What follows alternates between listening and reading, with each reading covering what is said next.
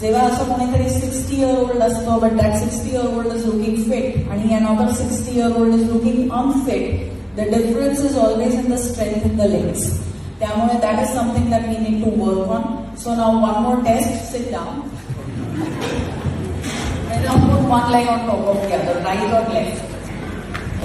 And now stand up.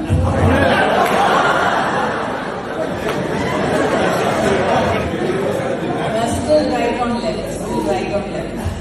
And now slowly lower yourself down, so sit down. Left on right, left on right. And now stand up. And now lower yourself down.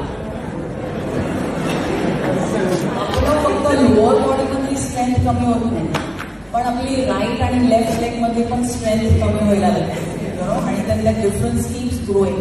त्यामुळे नंतर आपण असं चालायचं नसेल. आणि इंडियामध्ये आपण काय करतो, असं आपले पेरेंट्स चालायला लागले की आपण त्यांना व्हीलचेअर बुक करतो एअरपोर्टवरती.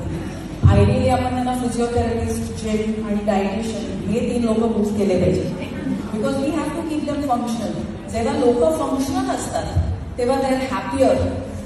माझी एक क्लायंट सिडनी एअरपोर्टला काम करायची, आणि सिडनीमध्ये खूप इंडियन पॉप्युलेशन पण आहे आणि चायनीज पॉप्युलेशन पण आहे.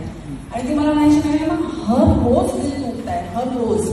कारण चायना आणि India both care about their parents a lot. सगळ्यांचे चायनीज लोकांचे पण पेरेंट्स यायचे, इंडियन लोकांचे पण पेरेंट्स यायचे.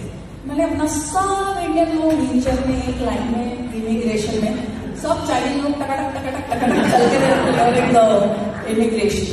So the difference is strength in the legs. And if we are going to live long, I think we have to take care of our body.